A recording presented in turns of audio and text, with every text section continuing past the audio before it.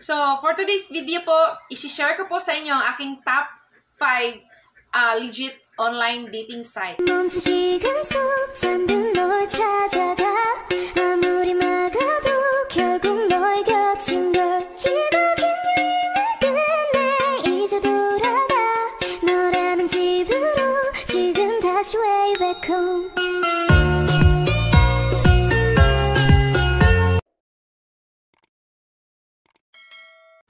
Hello guys! Welcome back again dito sa aking YouTube channel, Miats TV. Baka first time mo dito sa channel ko, please don't forget to subscribe and hit the bell notification dyan para lagi kang updated sa mga bago kong i-upload na video katulad nito.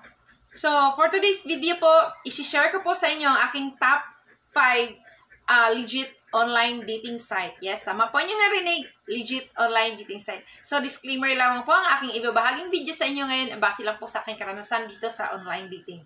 So, way back to 2022, po ako nag-start sumali sa mga dating site. So, hindi lang po isa, marami, hindi lang po 5, actually, hindi lang po 5 yung sinalihan ko.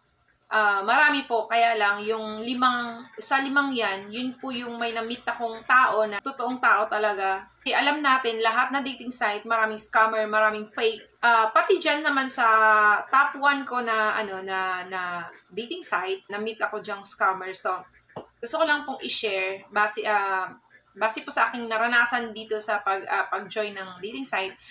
Be careful lang po guys kasi hindi lahat na tao nandyan is totoo. Maraming fake, maraming scammer. So, last time po gusto ko pong i-share sa inyo. Last 2022, may na-meet po akong sabi niya na ano daw siya, yung US Navy ata yung sabi niya. Sabi niya may bibigay siya sa akin, may papadala siya sa akin. So, sabi ko okay, tas nagtaka lang ako kasi hindi siya gumamit ng Messenger o hindi siya gumamit ng WhatsApp. So, sa email kami nag-communicate, sabi niya kasi bawal yung ganito, bawal yung ganyan. Kasi sabi ng nila, yung pinaka-head nila, bawal gumamit ng signal kasi baka ma-detect daw sila, sasabak sila ng gera, so ganun-ganyan. So, naki-ride on na lang ako sa kanya, hindi ko naman din siya type, parang naki-ride on lang ako. Tapos, after 3 days, sabi niya sa akin, na in love daw siya sa akin, ganito, ganyan, nagustuhan daw niya ako, tapos yung parents niya, gustong-gusto na daw ako ma-meet ng parents niya, sabi niya, kasi only son daw siya, sabi niya, alam mo, ganito, ganyan, bago siya mag-retire, gusto daw niyang, mapakasalan ako, ang dami niya sinasabi, kasi plano niya, 2 years from, 2022 kami nag-usap, sabi niya, 2 years from now, plano ko mag-retire. So, bago na siya mag-retire, gusto niya mag-engage muna daw kami, sabi niya. So, sabi ko, okay. Tapos, lagi na lang ako okay ng okay. Kasi first time ko nga sumali doon. Wala akong idea anong gagawin ko, wala akong idea anong sasabihin ko. So, naki-ride on na lang ako sa kanya, sabi niya, pwedeng hingiin yung name, address, and everything, kasi may papadala ko sa inyo. So, ako naman, kasi wala naman akong kayamanan na pwedeng i-scam, pwedeng So, binigay ko lahat sayong-sayo na yan.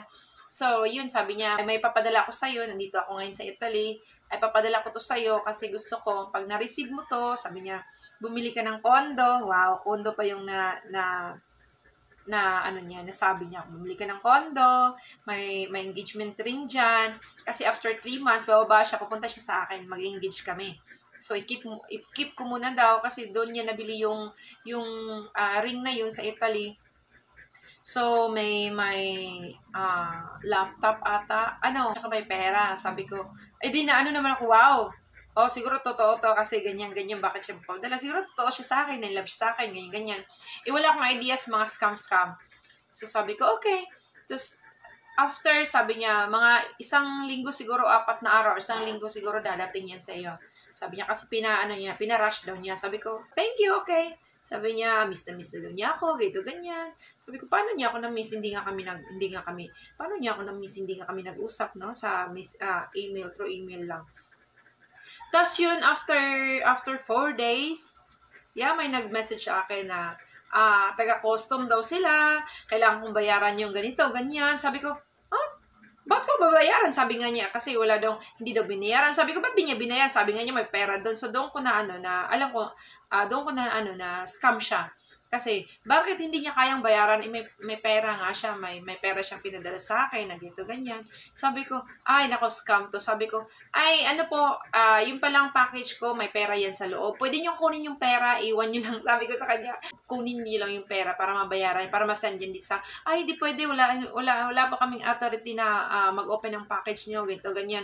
Sabi ko, ay, pasensya na, kasi wala akong pera. Kung may pera man ako, hindi ko babayaran kasi ang laki ng hiningi. Parang 25,000 ata yung hiningi sa akin para mabayaran yung sa custom kasi ano nga yan daw yun, yung mga, ang laman is parang napaka-importante. So, mahal daw ang bayad nun. Sabi ko, ay, wala akong pakialam sa'yo na yan. Sabi ko, binigay ka. Tapos, yun, nag-message ako sa kanya. Sabi ko, alam mo, scammer ka. Sabi ko, thank you nga pala, sa'yo na yun. Hindi ko pinapangarap yung mga binibigay mo sa akin. Sabi ko, kondo, hindi ko pangarap yung kondo, gusto kong tumira sa bundok, sabi ko sa kanya. Sabi ko, salamat na lang, ito, ganyan. Sabi niya, hindi, kasi ganyan, nag-ano pa siya sa akin, nag-alibay pa siya sa akin. Totoo yun, kaya bayaran mo lang, ganyan yun. Sabi ko, ay, no way. Sabi ko, no way. Sabihin mo sa kanya, sabihin mo sa custom na ipakuha yung pera doon para mabayaran yung pinadala mo sa akin. Yun. Tapos yun, hindi ko na siya message ulit. Tapos hindi na siya nag-message din sa akin. So, doon na pag-alaman ko, scam talaga siya. Tapos yun, kaya guys, ingat-ingat lang po sa mga dating site. Ang dami po talagang scammer doon. As in. So, gusto ko lang po i-share yung personal life ko sa para maganahan naman kayo. So, may na-meet ako doon last year. May na-meet ako sa top 1 ko. Yung top 1 ko kasi doon ko na-meet yung fiancé ko. Na-meet ko siya last year. So, right away guys, kumuha siya ng ticket. Gusto niya akong makita. Gusto niya akong, ewan ko, parang same kami ng feelings. Parang ang gaan ng loob namin sa isa't isa. Feeling namin na-meet na namin yung isa't isa for 10 years. Yung, alam mo yun, yung kahit anong gusto kong sabihin ko sa kanya, kahit tumawa pa ako, yung nangungulangot ako sa harapan niya. Alam mo yun, wala akong pakialam sa gagawin ko. So, iba talaga pag yung tinatawag nilang meant to be mo na, yung wala kang pakialam, yung naliligo ka ba, nakabihis ka ba ng maayos, or nakasuklay ka ba, wala kang pakialam. Yun yung maganda guys, yung ganong feeling mo sa tao. Wala kang gustong baguhin. Kasi ang dami ko pong nami-meet doon guys, ang dami kong nakakausap. Kailangan ko magpaganda, kailangan ko, ay, ang oily ng face ko, parang gano'n, ay, yung damit ko hindi maganda, hindi maayos, tatawagan niya daw ako, kailangan ko mag-ayos. Yung alam mo yun, yung gano'n. So, parang ayoko ng gano'n kasi hindi naman ako gano'n eh. Kasi laking probinsya talaga ako, laking bundok ako, kaya ayoko ng yung maarte-arte talaga.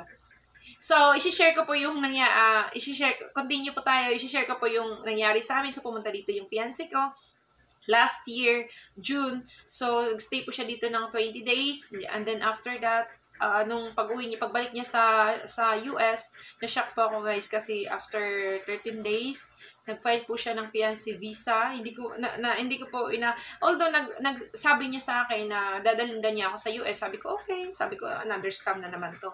Kasi kakamit lang namin, dadalhin niya agad ako doon. Tapos yun, after 13 days, may tumawag po sa akin na yun nga daw yung fiancé ko ngayon, nag-file daw ng visa para sa akin. So sabi ko, wow, totoo nga siya.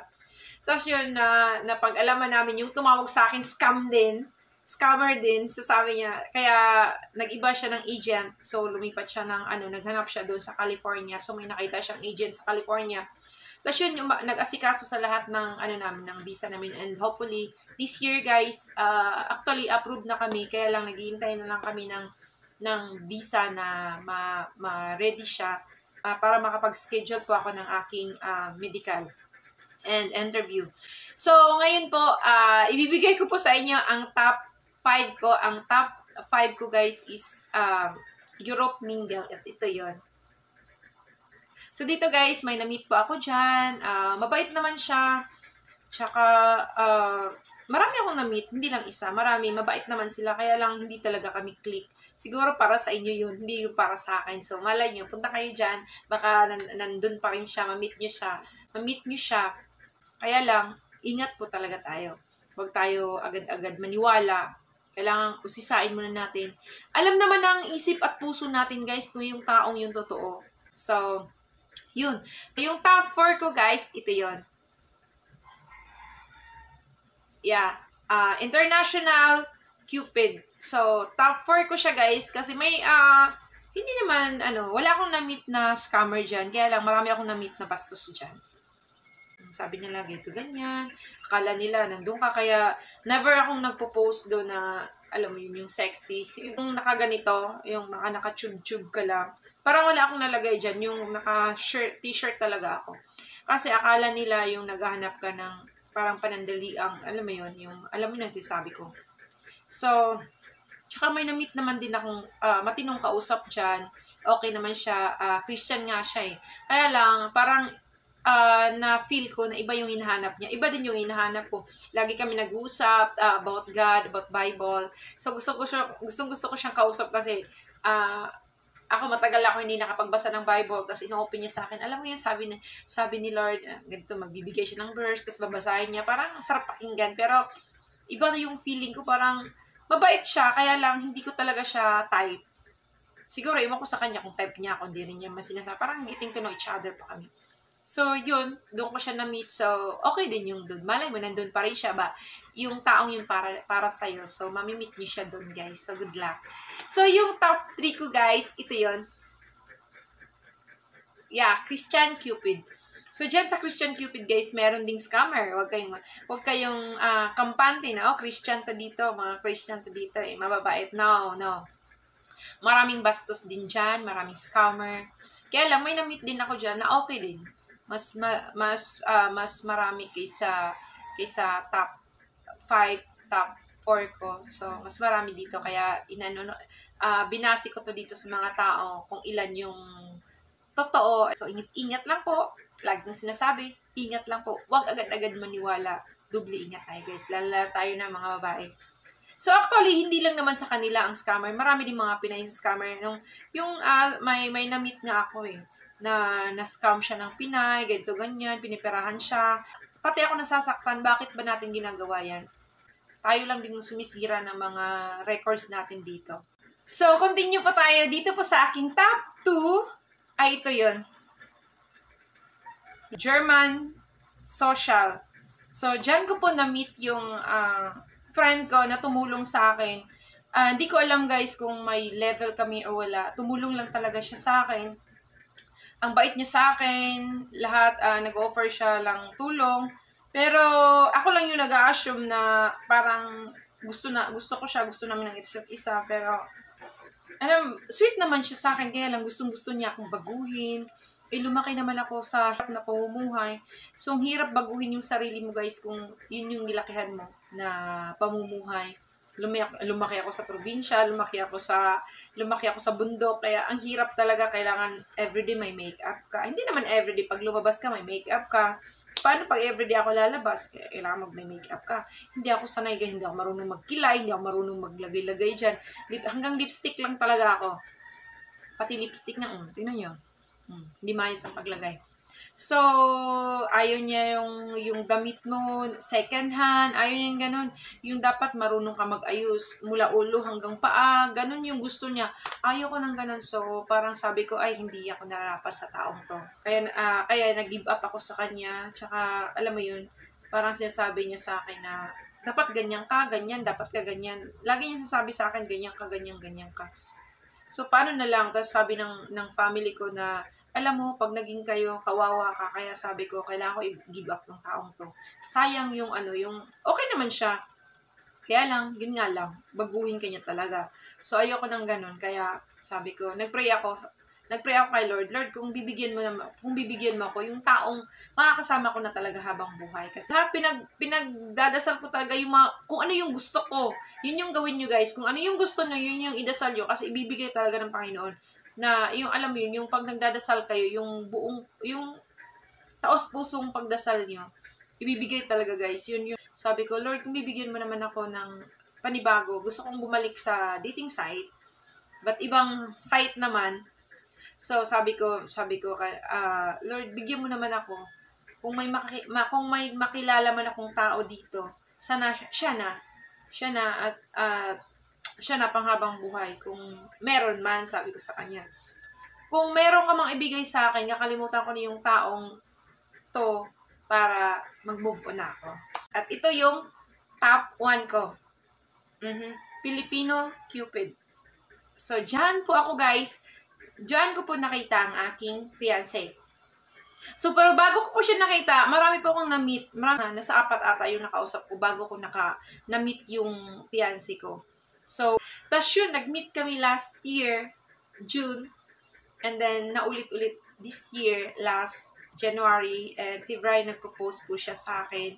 At ngayon po, approved na po yung visa namin. Ang inintay ko na lang po, ma-ready yung visa ko para makapag-book ako ng medical and then interview. I hope makapasa po sa medical at makapasa sa interview. At yun yung love story namin dito sa guys. Happy po ako dahil akala ko dati scam na naman, nadadalhin ako sa US, scam na naman na gito ganyan. So, napaka-happy ko po. At na-meet ko po yung taong, alam mo yun, yung feel na feel mo sa puso mo guys, na siya na yung makakasama mo panghabang buhay. Lahat na gusto ko, gusto niya, yung gusto ko, sinusuporta niya. Kahit alam niyang negative, sabi niya, sige, patuloy mo lang. Parang yung support niya sa'yo 100%. So, kaya gustong-gusto ko siya. So, yun lang guys. I hope may nakuha kayong aral. Iwan ko, aral ba? So, ang masasabi ko lang sa inyo, doble ingat, kilalaning mabuti. Sa akin, hindi ko kinalalang mabuti itong naging partner ko ngayon. Pero ramdam ng puso ko na siya na eh. Yung alam mo yun, pag nag-uusap kami, komportable ako, lahat na, alam mo yun, lahat na gagawin ko, kahit mangungulangot pa ako sa harapan niya, kahit magaganyan-ganyan ako guys, parang wala akong pakialam sa kanya. Parang gaan ng loob ko sa kanya, parang na-meet ko na siya 10 years ago. So, yun. So, yun lang guys. I hope nagustuhan niyo itong video ko. Sa lahat po na nagme-message, sa lahat po na nagtatanong sa akin, so iyan po yung top 1 na top 1 na online dating site na legit guys. So, I hope makikita nyo rin yung partner nyo sa buhay dyan. And good luck po sa ating lahat.